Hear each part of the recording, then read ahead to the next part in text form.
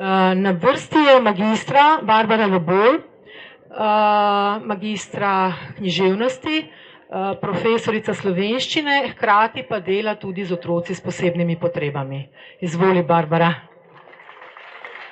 Pozdravljeni, pozdravljena Slovenija. Danes smo tukaj že 3 učiteljice, ki smo za to, da se borimo za naše otroke.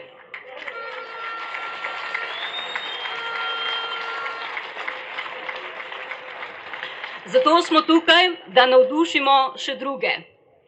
Ponavadi v večini slovenskih šol smo učiteljice samo 1 ali 2 ali 3, ki se borimo proti vsem tem nerazumljivim in skratka nasilnim ukrepom.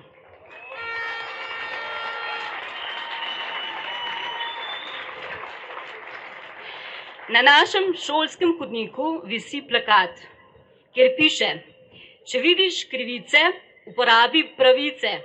Spodaj je podpisan varuh za človekove pravice. Zanima me, kje je danes varuh za človekove pravice?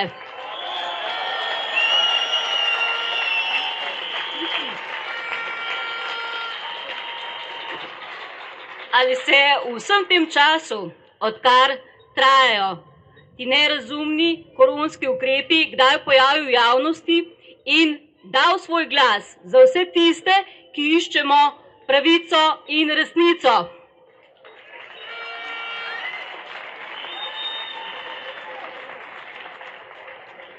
Kot veste, izgleda deluje samo v svoji formalnosti, ne pa v realnosti. Dali so nam novo normalnost, ki postaja narobe svet, če zaprosiš za pravico, jer za oblast zgleda to storjena krivica. Nova normalnost je, da že 3. šolsko leto otroci nosijo maske.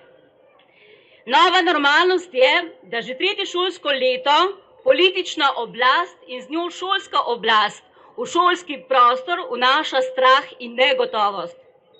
Že 3. šolsko leto se mi vsiljuje distanco, ločevanje. Že 3. šolsko leto se ne vidi nobenega izhoda, ampak samo še omejitve, ki se zaostrujejo.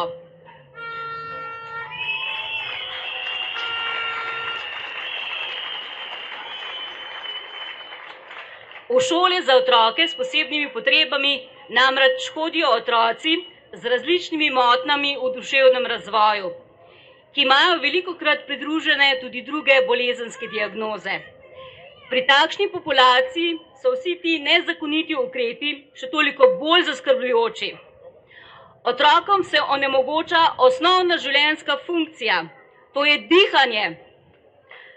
Otrokom se onemogoča, da izražajo svoja čustva, svoje razpoloženje.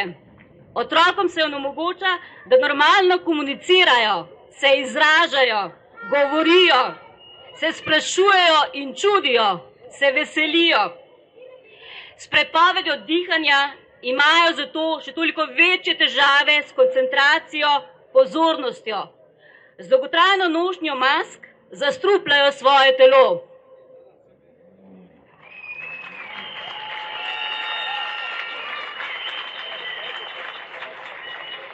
Karantene po novem odredijo že samo na podlagi suma ali na podlagi učenca, ki sploh ni bil v šoli in imel stike s svojimi sošolci. Že lansko leto so v karanteno hodili zdravi učenci in zdravi učitelji. Torej namerno ustvarjajo po šolah kaos, zato da je slika alarmantna in s tem ustvarjajo pritisk, da se sili otroke in odrasle v cepljenje.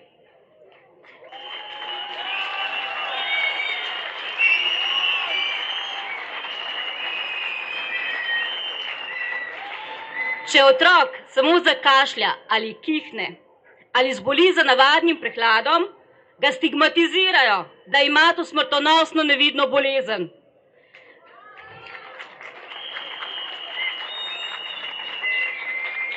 Zaradi vsega tega se po šolah pojavlja konstantni strah in konstantni stres. Vse to povzroča padec imunskega sistema in različne psihične težave.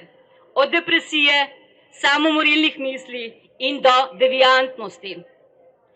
Maske so postale za otroke že normalne, nekateri so jih popolnoma avtomatizirali, ker trajajo te razmere že toliko časa.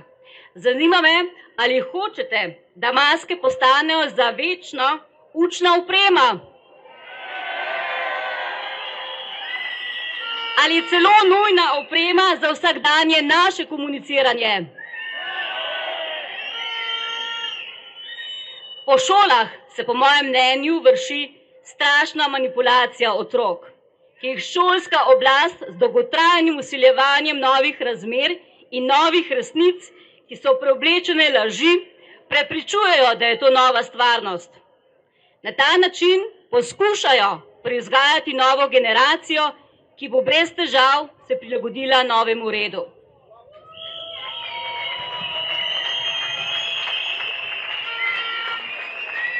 Vse, kar bi morali upoštevati pri vzgoji in izobraževanju, zdaj kršimo. Otroke prisiljujemo, da si škodijo zdravstveno, psihično in duhovno. Šola je postala nevarno okolje, ki ne nudi ne varnosti, ne zdravja in ne spodbudnega okolja za učenje, še manj pa možnosti kritičnega razmišljanja.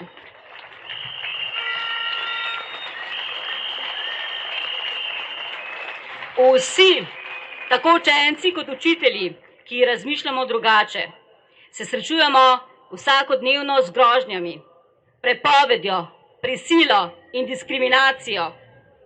Vse to se izvaja, vendar na osnovi česa?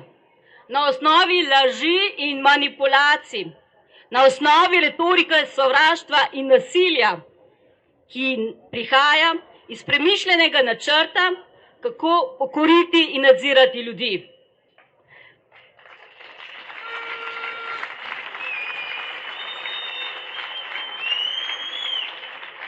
Kot sami veste, je šolski prostor najboljše okolje za indoktrinacijo in manipulacijo. Zato so naši otroci trenutno najranljivejši del družbe. Dolžnost nas, odraslih, je, da jih takoj in nemudoma zaščitimo, ne pa da jih žrtvujemo.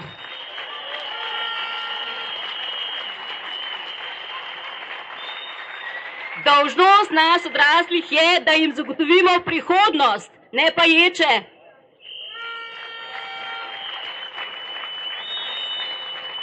Dolžnost nas, odraslih, je, da se za njih borimo, kot se levinje za svoje mladiče.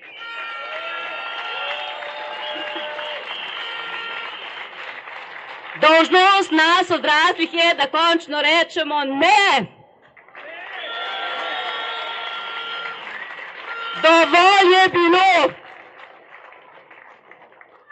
Za konec še cankarjanske besede. Za hlapce, rojeni in vzgojeni, so naši oblastniki in stroka, ki trenutno organizirano sledijo globalni agendi zla. Vsi tisti, ki smo danes tukaj zbrani in vsi, ki ste v srcu z nami, smo borci za naše otroke, za resnico in pravico.